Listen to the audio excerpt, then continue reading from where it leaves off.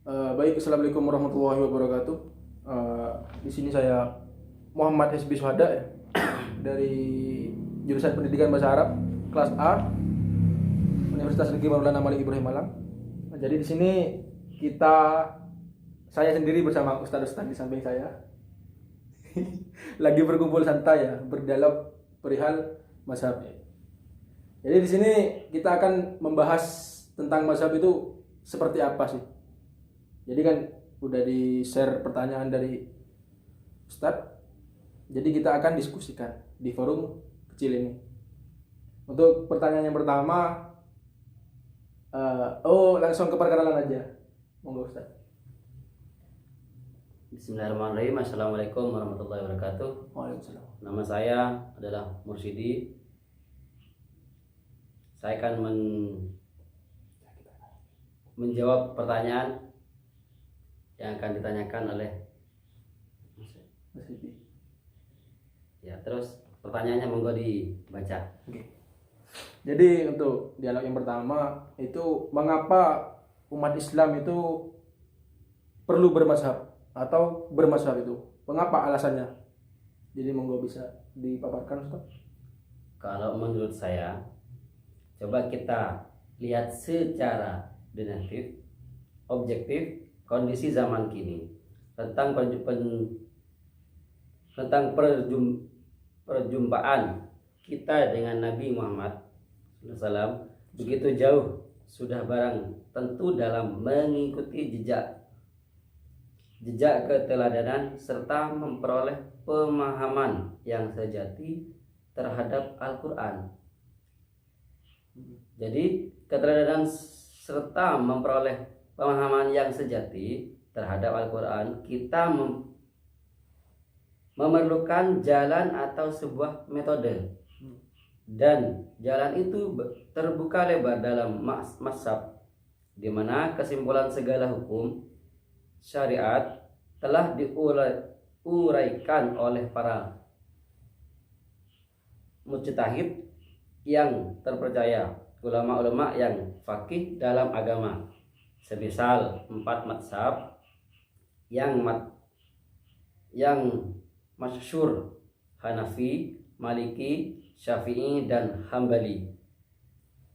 Ketidakmampuan kita dalam kefakihan bahasa Arab maupun agama akan teramat sulit untuk mencapai kefahaman sejati terhadap teks waktu Al-Quran dan Sunnah beserta kesimpulan hukumnya. Dengan mengambil mazhab, sebenarnya kita telah memudahkan diri sendiri untuk lebih dekat terhadap pemahaman pada Al-Quran dan Sunnah dengan segala keterbatasan ilmu. Berbeda halnya jika kemampuan dan pekerti kita melebihi ulama-ulama 4 mazhab tersebut. Tentunya kita bisa mendapatkan pemahaman sendiri terhadap konsekuensi hukum dalam Al-Quran dan Sunnahnya. Sudah, itu menurut saya. Oke. Jadi itu tadi menurut Ustadz Mursidi. Jadi pemaparan dari beliau sendiri.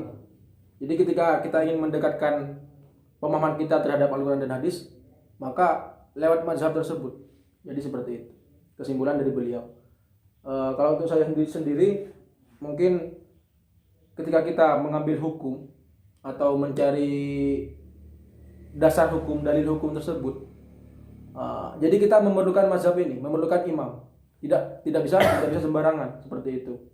Ketika kita menentukan hukum sholat seperti apa, hukum berwudu seperti apa, tidak mungkin kita mencari hukum tersebut lewat Al-Quran atau hadis lalu memaparkannya lewat pemahaman kita sendiri. Jadi perlu dalil dari seorang yang alim. Ya seperti contohnya keempat ulama yang disebutkan tadi, seperti itu.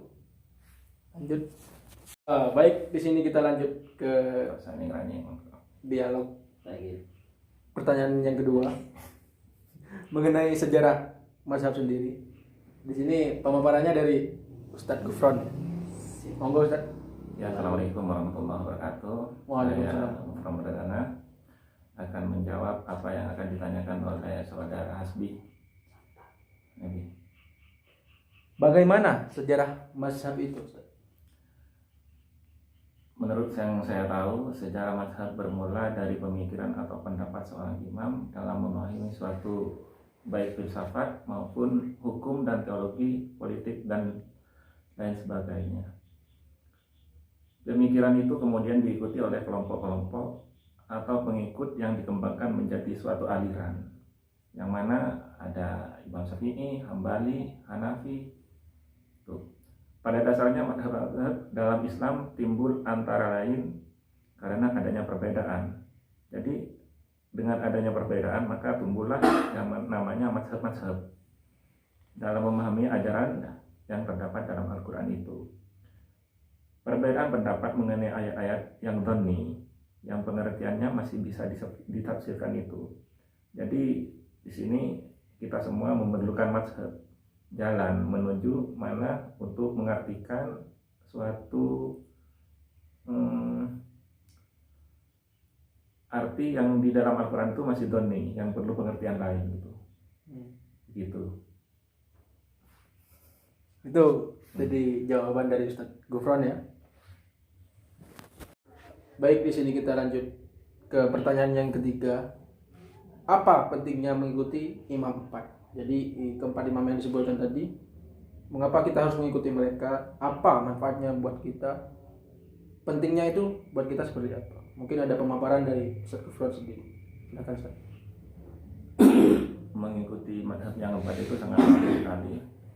Karena mazhab dalam Islam dibangun berdasarkan akumulasi pemikiran dalam generasi-generasi, dimulai dari guru utamanya yaitu Nabi Muhammad, setelah itu para sahabat, tabi'in, terus ada madhab yang empat itu yaitu Imam Syafi'i, Hambali dan juga Hanafi. Jadi kita tidak bisa beragama kemudian mengaku guru Anda adalah Nabi Muhammad dan para sahabatnya secara langsung, apalagi kemudian kita mengatakan adalah gurunya Nabi Muhammad. Para ulama sepakat akan pentingnya bermadhab dalam beragama. Sebagian mereka bahkan menganggap beragama tanpa bermadhab adalah suatu kemungkaran. Intinya di sini bermadhab itu sangat penting dan diharuskan, karena madhab itu merupakan jalan menempuh mana yang benar, mana yang tidak. Itu seperti itu. Oke, itu tadi pemaparan dari Ustadz Gufron. Jadi ketiga pertanyaan tadi udah kita diskusikan ya, dari Ustadz Gufron juga dari Ustadz Mursidi.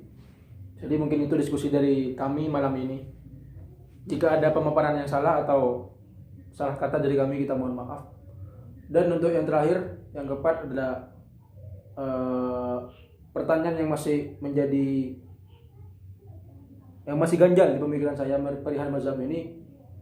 Mengapa umat Islam dari dulu, padahal udah jelas ada mazhab ya, ada 4 mazhab, mereka kan ada yang ikut di bagian Hanafi, Hambali dan sebagainya, tetapi masih berselisih atau bersalah paham, bahkan ada yang bertikai nyampe nyawanya itu jadi korban seperti itu. Nah, ini yang menjadi pertanyaan saya, mengapa masih ada pertikaian padahal sama-sama muslim seperti itu. Mungkin itu dari kami, kurang lebihnya mohon maaf. Wassalamualaikum warahmatullahi wabarakatuh.